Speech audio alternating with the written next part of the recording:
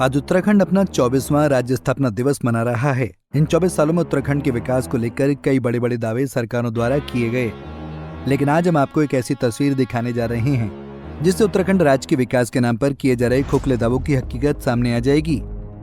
देखिए ये रिपोर्ट।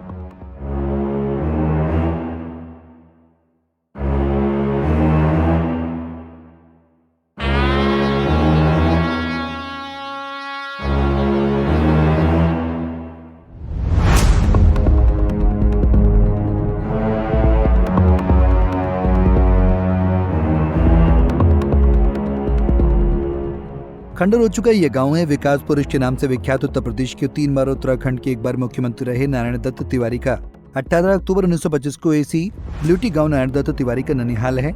जिस घर में नारायण दत्त तिवारी का जन्मदिन हुआ वो आज खंडर हो चुका है। नारायण दत्त तिवारी केंद्र सरकार में कई बार मंत्री रहे, लेकिन ना तो वो इस गाँव का विकास कर सके और न ही कोई और। सन 1970 तक बल्यूटी गांव में 100 से भी अधिक परिवार रहते थे, मगर उसके बाद बल्यूटी गांव से मूलभूत सुविधाओं के अभाव में पलायन होना शुरू हुआ और अब हालात ये हैं कि बल्यूटी गांव खंडर में तब्दील हो चुका है। अब केवल 2 बुजुर्ग इस गांव में रहते हैं। आज जहां तक आपकी नजर जाएगी वहां तक खंडर, झाड़ियां, घने जंगल नजर आएंगे।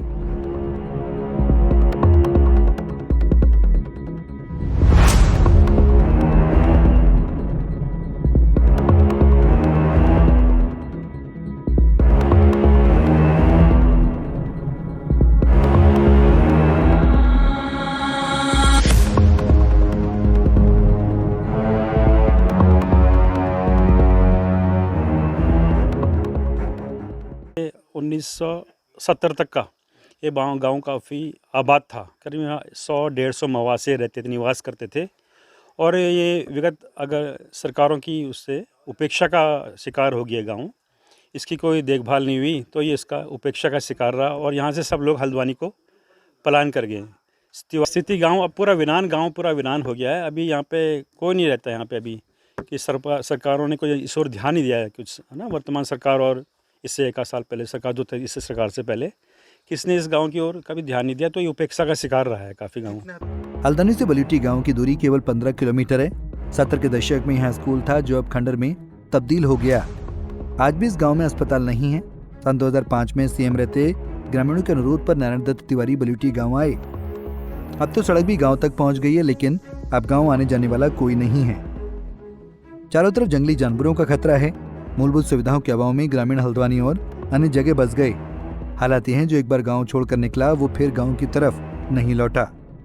ग्रामीणों ने कहा कि सरकार यदि गांव में मूलभूत सुविधाओं को लेकर पहल करे तो ये गांव अब भी आबाद हो सकता है और गांव की रौनक लौट सकती है। एक बार रह रहा हूँ मैं, तो बस मैं मैया के भरोसे हूँ, बस मैं उसी की भरोसे हूँ, उसी की भक्त करती हूँ। मैं कुछ नहीं चाहती हूँ, मैं आबाद देखना चाहती हूँ। बस आबाद हो जाए ये गांव, मेरे जीते जीते आबाद हो जाए, बस ये देखना चाहती हूँ। उम्र हो गई आपकी? 65 ऊपर हो गई। लगता है दोबारा आबाद होगा? क्यों नहीं होगा? करवाओगे तुम लोग तो कैसे नहीं होगा? सरकार करवाएगी, कैसे नहीं होगा? कैसे कैसी जगह आबाद हो गए? ये बंजर पड़ा है। अब ये पानी होने चाहिए। स्कूल थे यहाँ पर पहले, कभी हमारे पिताजी लोगों ने उस स्कूल में ही पढ़ा है, लेकिन अब वो यहाँ की आबादी कम हो गई, वो हो गई तो स्कूल अपना भी बंद हो गए। कहाँ गए सारे लोग? सारे लोग सब काड़ू नाम चले गए हैं सर। यहाँ अब कितने लोग रहते हैं? अब यहाँ पर सर 2 लोग रहते हैं बस, हो गया पूरे गांव? हाँ, पूरे गांव में एक, मतलब एक का तो आना जाना लगा रहता है। एक लेडीज़ रहती है यहाँ पर बस, केवल एक ताई जी हैं हमारी, वो दुर्गा देवी जी, वो यहाँ पर रहती हैं। उन्होंने ही पूरे बलूटी को संभाल के रखा हुआ है। होना क्या चाहिए सर? होना चाहिए यहाँ पर थोड़ा सा रोड होनी चाहिए बढ़िया करके। जैसे उन्होंने रोड तो बना के रख दी वहाँ तक, लेकिन वहाँ से खेतों में, गाँव में, उधर अभी भी थोड़ा दूर है।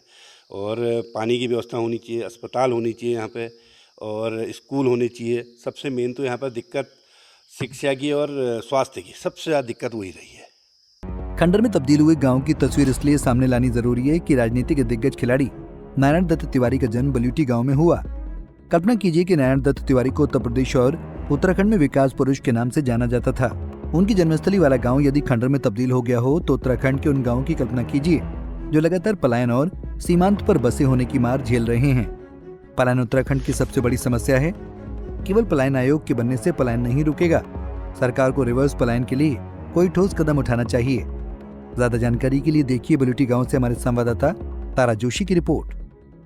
उत्तराखंड राज्य अपना 24वां स्थापना दिवस मनाने जा रहा है और इन 24 सालों में किस तरह से विकास हुआ है, किस तरह से हम आगे बढ़े हैं, किस तरह से उत्तराखंड ने विकास की राह पकड़ी है, ये सब जानते हैं। लेकिन इस सब के बीच एक ऐसे गांव की तस्वीर जहां पर नारायण दत्त तिवारी, जो देश के बड़े नेताओं में शुमार, उत्तर प्रदेश और उत्तराखंड के 4 बार वो मुख्यमंत्री रहे, वो जहाँ पर पैदा हुए थे उस जगह पर हम आज आपको लेकर आए हैं।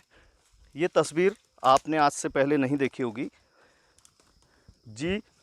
ये जो खंडहर आप देख रहे हैं, इसी घर में 1925 18 अक्टूबर को नारायण दत्त तिवारी का जन्म हुआ था और तब ये गांव भी पूरी तरह से आबाद रहा होगा। लेकिन अब इस गांव में कोई भी घर आबाद नहीं है, यानी कोई व्यक्ति यहाँ पर रहता नहीं है।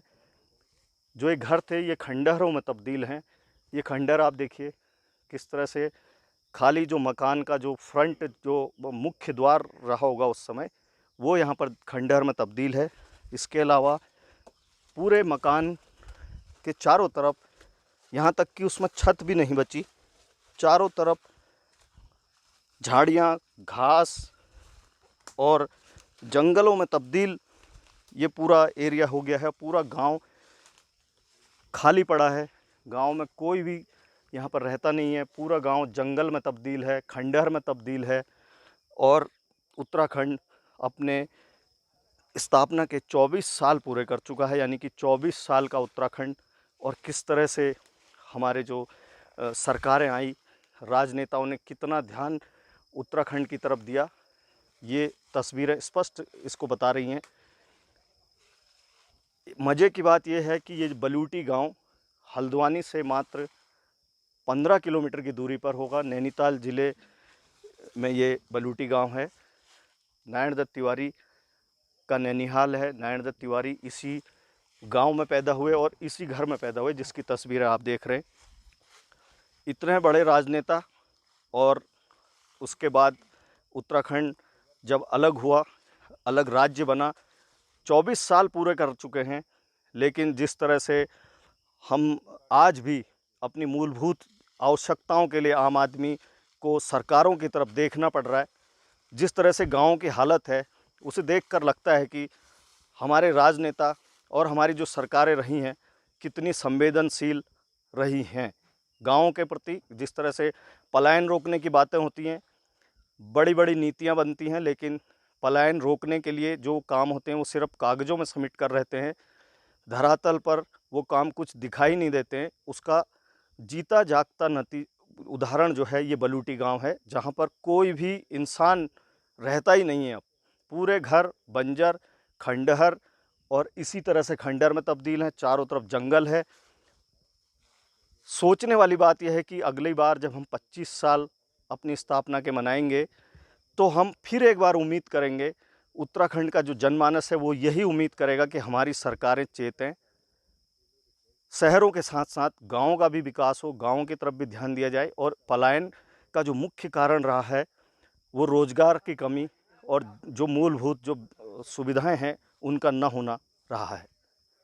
बलूटी गांव से तारा जोशी, पंजाब केसरी टीवी। हमसे जुड़े रहने के लिए हमारे YouTube चैनल को सब्सक्राइब करें और नई वीडियो की नोटिफिकेशन के लिए बेल आइकॉन को दबाएं। अगर आप ये वीडियो Facebook पर देख रहे हैं तो लाइक जरूर करें और ज्यादा से ज्यादा शेयर करें। धन्यवाद।